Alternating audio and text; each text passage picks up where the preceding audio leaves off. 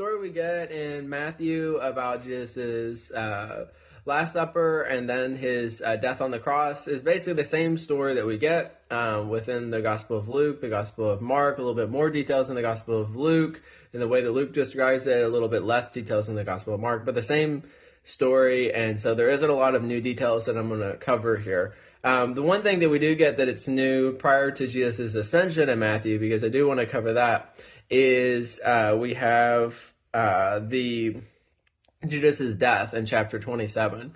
And so Matthew actually tells us what happened to Judas, and then he tells us about how the 30 coins that he got were actually used to buy a field to bury foreigners. And then this was actually a fulfillment of a few different prophecies. This was prophesied beforehand, which is kind of cool. The thing I think is interesting to cover about this in particular is what I call sort of the smokescreen to belief that a lot of people put up. And it's these contradictions in the Bible. And this is one that I heard mentioned whenever I was in school. And it sort of highlights to me how ridiculous these are. Because what we have with Judas's death in Matthew chapter 27 is we have one line that tells us specifically about his death. And it says that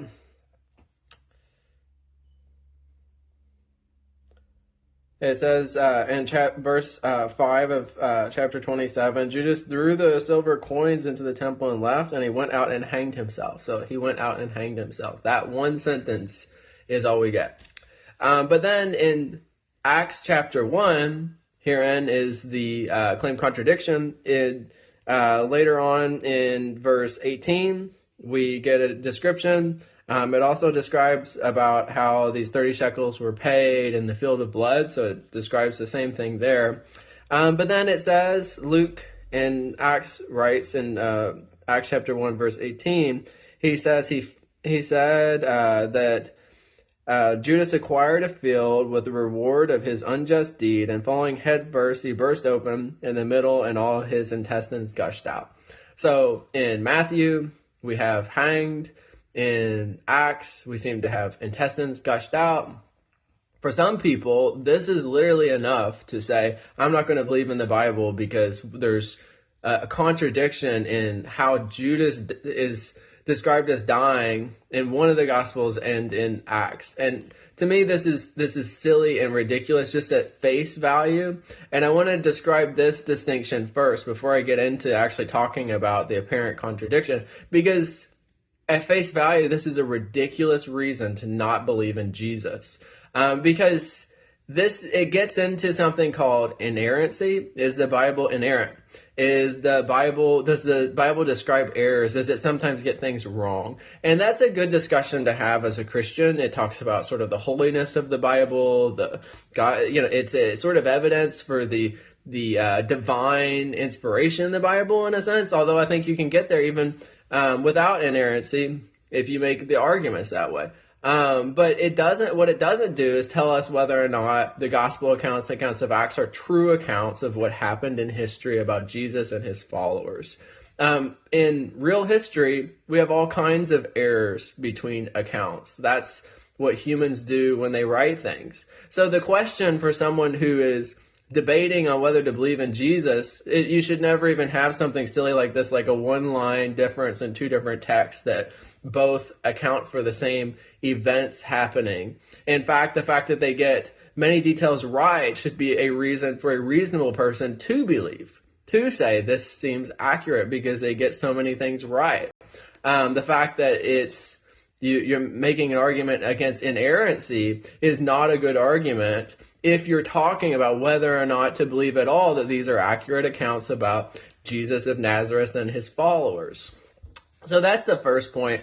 And sometimes this confuses people because they'll say, well, you don't want to argue for inerrancy. Isn't inerrancy important? And inerrancy is important, but it's important in the sense of, as Christians, it is that sort of very cool sort of way in which the Bible's authority sort of is spoken. It's one angle of that too, because there's other ways that we see the authority of the Bible without specifically pointing to inerrancy. Just the fact that Jesus died and rose again, and we have his words recorded in the Bible, even if there are errors, that would be enough to say that there's a lot of divine authority in the Bible.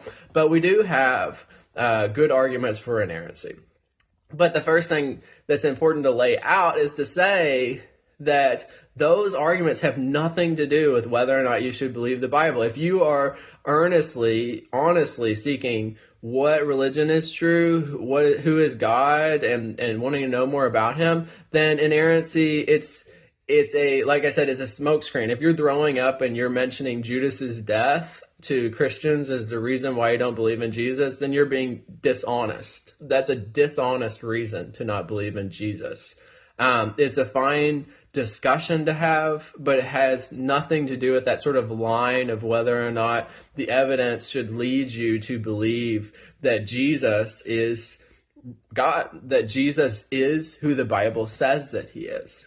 And so that's the first thing to put out, and to have sort of a lengthy discussion about the short Judas's death discussion. The second point is that these two accounts are not contradictory, because while they describe different methods of death, they could both be true. You could have someone who is hanged, and then as a result of maybe sitting on the tree for a long time, what becomes known and what Luke is recording here from eyewitness accounts would be that when Judas either maybe Judas fell down, and maybe he fell on something and then his guts came out.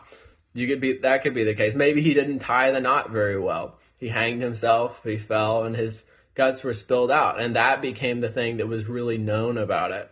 He tried hanging himself, or he successfully hanged himself, but he fell after sitting there for some time, and then his guts sort of spilled out whenever he hit the ground and hit something sharp or something like that.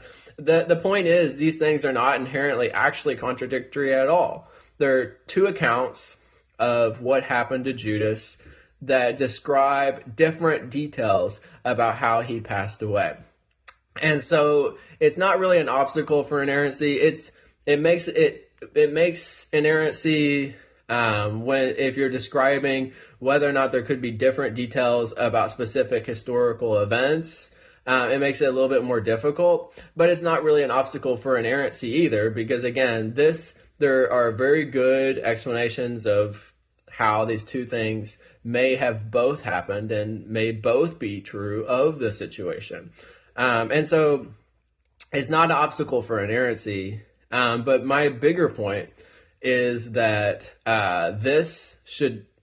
it is a dishonest reason if you're giving it to say, this is why I don't believe in Christianity.